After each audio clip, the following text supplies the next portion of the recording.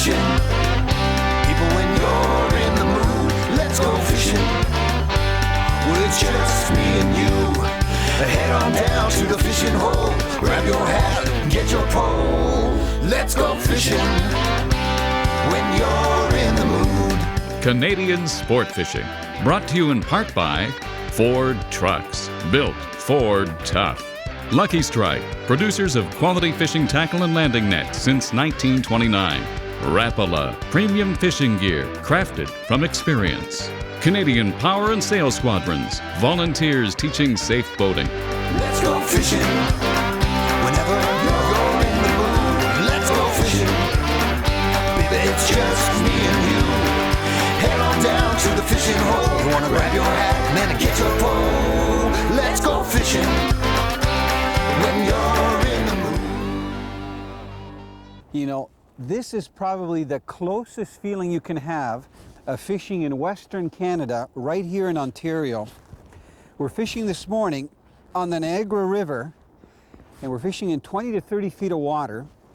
There's lots of anglers along the shore, and they're taking advantage of the clear water conditions.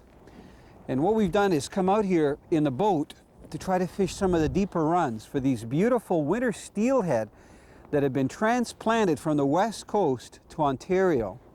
And this guy has me down under the boat. I just got to get that rod down. It really helps to have a longer rod when you're doing this kind of fishing. I can see my sinker, so he's getting close. You know what? Look at how gorgeous this male rainbow is. He's peeling line out. You know, when you think of steelhead, they're native to Canada's west coast, but there's been such a fabulous stocking program in the Great Lakes, and these fish have really caught on. Now look at how bright this male is. Beautiful red side. This fish has been in the river for a while, and he's come in here because these are winter spawning fish. So they move into the river in about October, November, and they do most of their spawning in the wintertime between January and about May. So I'm going to try to get the electric a little bit closer. We had terrible weather conditions this morning forecasted.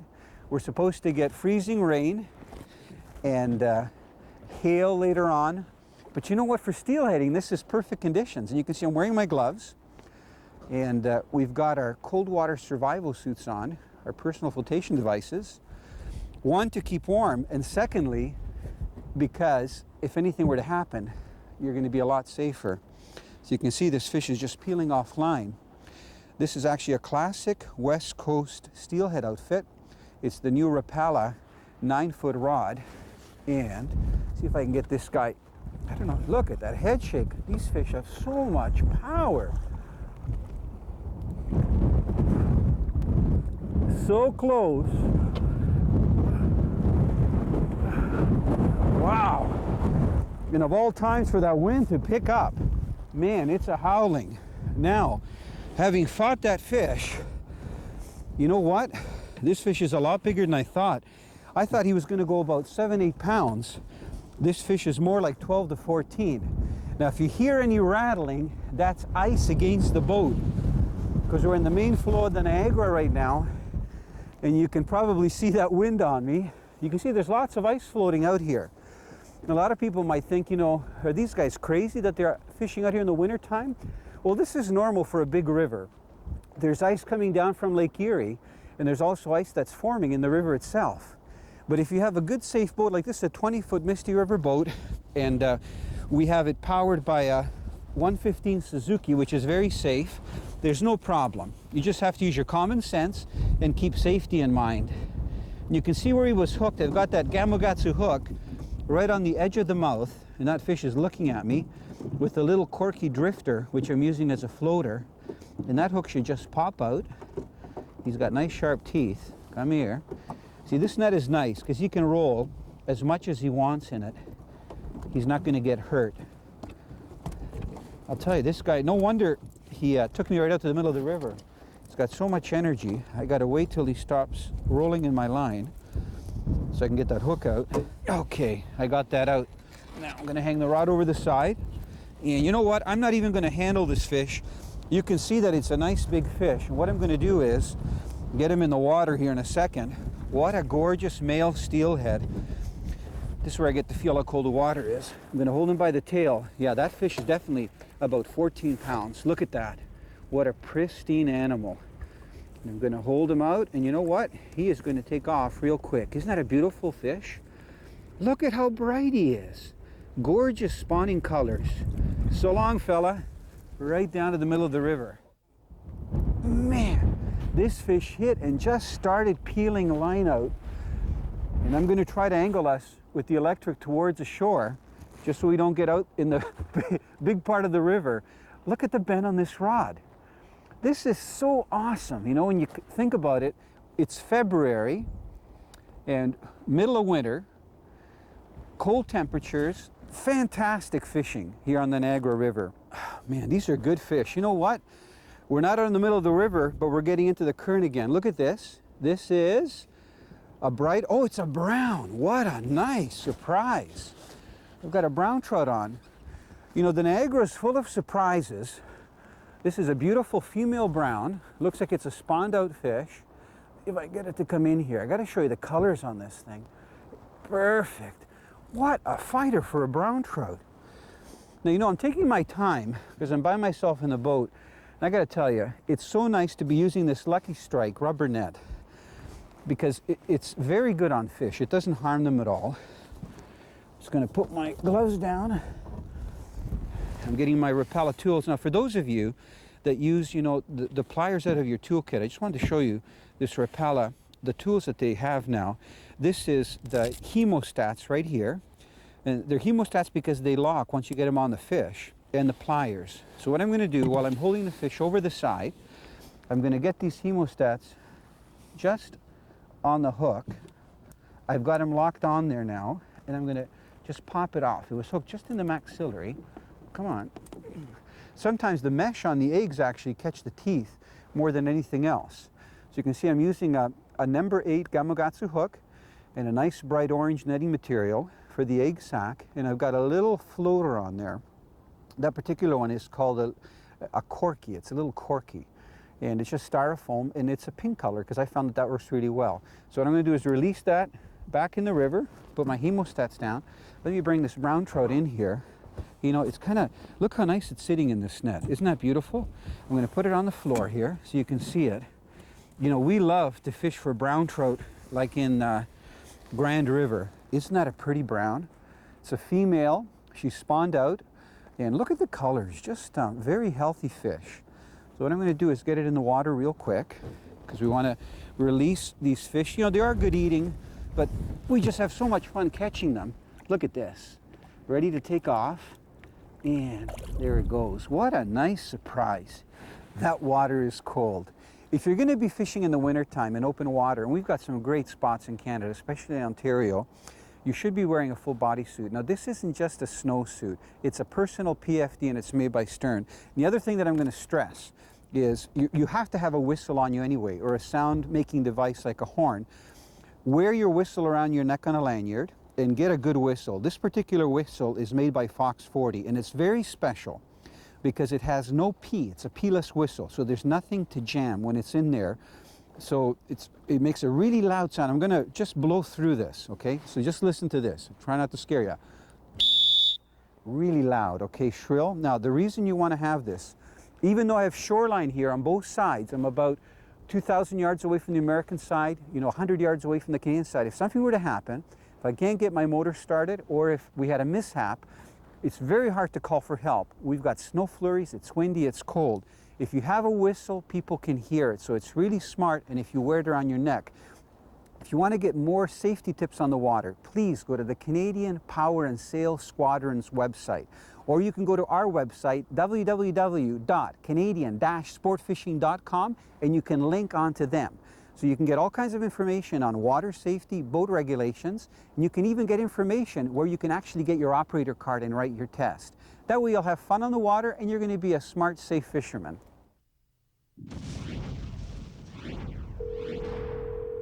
Takes off with my line, and I said, oh, I'm going to lose it, I'm going to lose it. I was so worried I was going to lose it. My brother-in-law says, no way, man, you're not going to lose it, I'll get it. So he grabs it by the tail, and he has one hand on the tail, and he kind of scoops the other hand underneath the fish's belly, and he flings it into the boat, throws it right into the back of the boat, and there I am, right beside this great big fish, and I'm trying to get out of the way, and I'm standing on basically the back of the boat, holding onto the motor, and this fish is flopping all around, and it's a huge fish, and it was just amazing. When you're drifting the Niagara River, especially from a boat, you've got the current to contend with and the wind. And I'm using a bait casting outfit. This happens to be a Rapala one. If you watch the tip, I'm going to lower the tip down, and you'll see it bounce. That's the bottom. So I'm going to lower it again. There's the bottom. Lower it again. Boom, bottom. So the key here is to keep in contact with the bottom. There's the bottom. But not get hung up. And it is a very irregular bottom. The other thing I like to do is to have my rod tip close to the water. So I've got lots of room to set the hook. Because a lot of times these fish, when they take the bait, they can come up. So you want to be able to pick up your slack and set the hook. That's one of the reasons why I like the bait casters. So the best wind to have, see if I need to go a little bit deeper, what I'll do is just pull the line off. So I don't have the drag too tight. And I've got that for a couple of reasons, because if you get stuck on bottom, you don't want the rod to be pulled out of your hand or for the line to break. So you want to have some slack line. You can see that at the same time that I'm trying to keep my eye and concentrate on what I'm doing, I'm working the Minn Kota. And I mean, the Minn Kota is indispensable. That particular one is a 65-pound thrust. And it's not one of the fancy ones like the Genesis that's got the hydraulic up and down. And the reason for that is when you're fishing out here, you know, I was out here a few days ago, it was -20 without the wind chill. The last thing you want is an electric that has a lot of moving parts where you get ice jamming up. So that's a manual electric. When I say manual, you just pull it up with your hands and lock it and then lower it back down. So there's minimal things that can get iced up. And the same thing goes for gear. I prefer to use a bait caster because I don't have a bail arm that can freeze up if it gets really cold or if you get ice on it. So it seems to be very, very efficient for this kind of fishing. And about a 9-foot rod. You know, we've had different Misty River boats. They're awesome when it comes to fishing, but this is one of the first ones that we've ordered that doesn't have carpeting. So it's really low maintenance, especially in the winter time, you know, when you can get ice and it can freeze in the boat. This is ideal, very easy to keep clean. Now I've almost got this fish up top. Come on. Boy, look at the fight on this fish.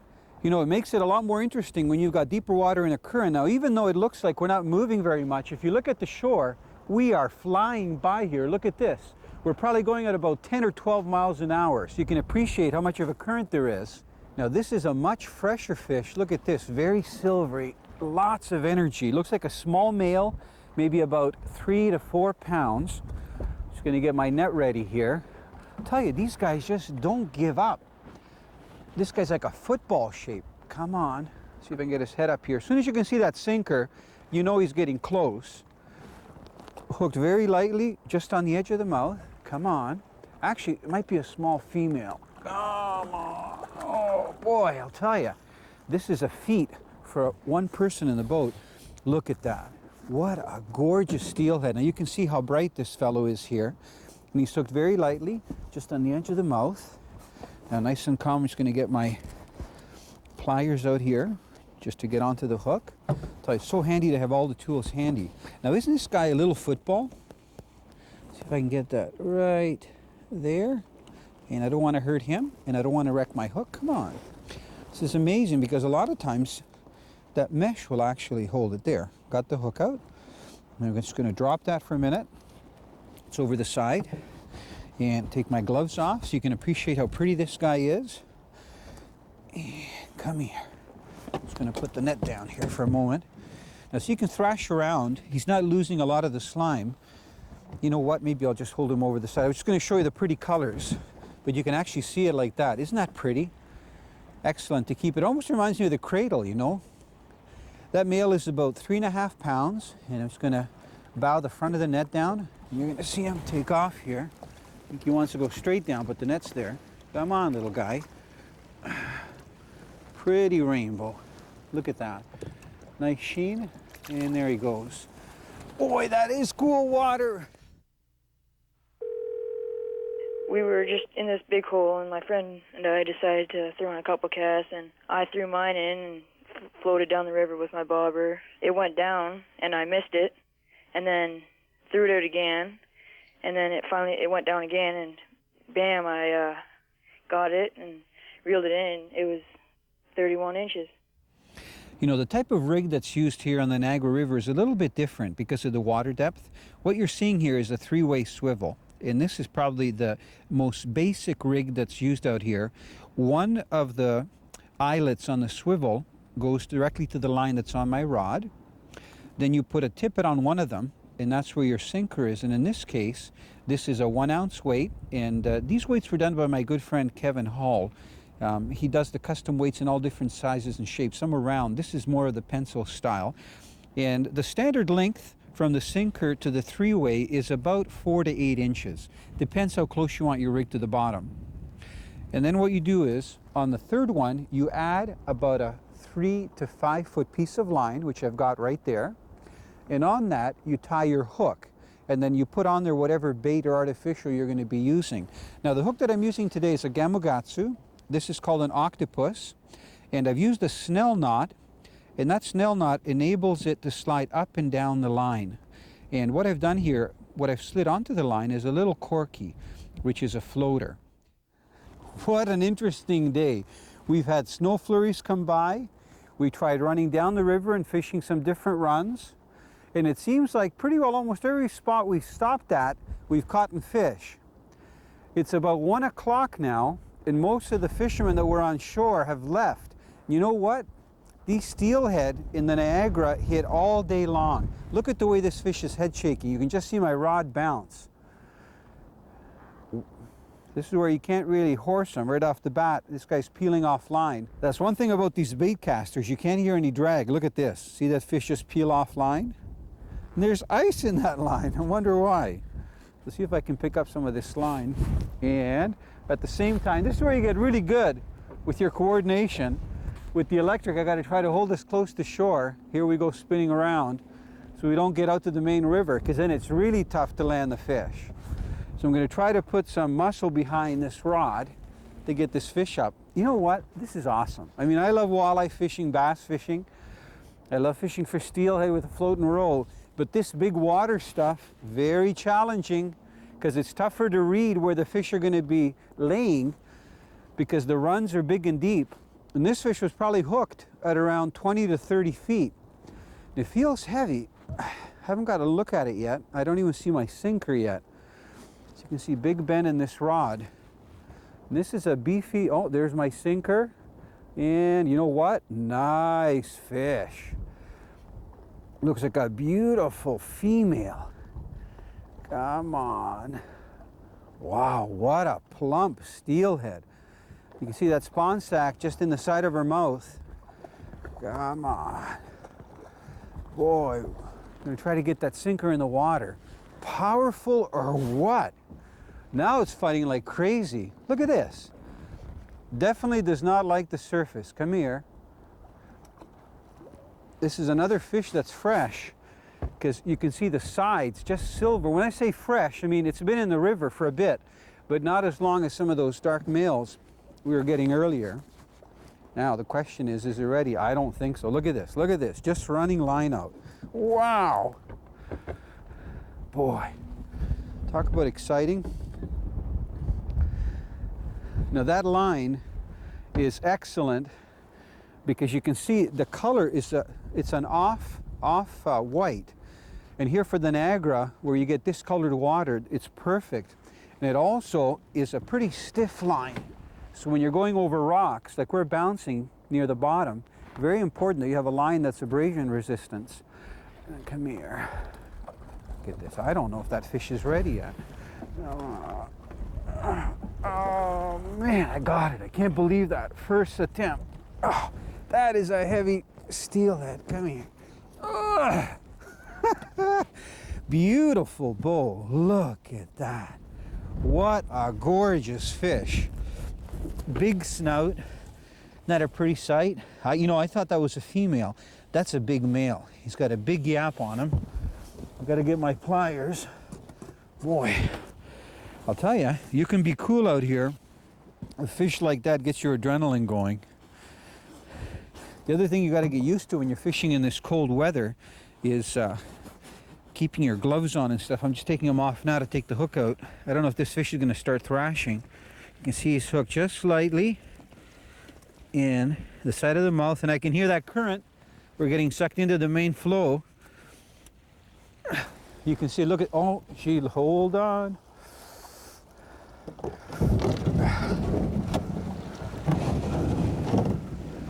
This is interesting. I've seen lots of ice out here, but not a big chunk like that. Ever feel like you're in a movie? Big ice. Look at this. And it's just gonna let off. That's pretty exciting stuff. Tell you, I'm glad I'm in a big 20-foot aluminum. I don't think I'd want to be out here in like a 12 or 14 footer, even though we're doing everything carefully. Okay, I got that off. Tell you what, my hands are getting cold. Goes. Canadian Sport Fishing has been brought to you in part by Ford Trucks, built Ford Tough. Lucky Strike, producers of quality fishing tackle and landing nets since 1929.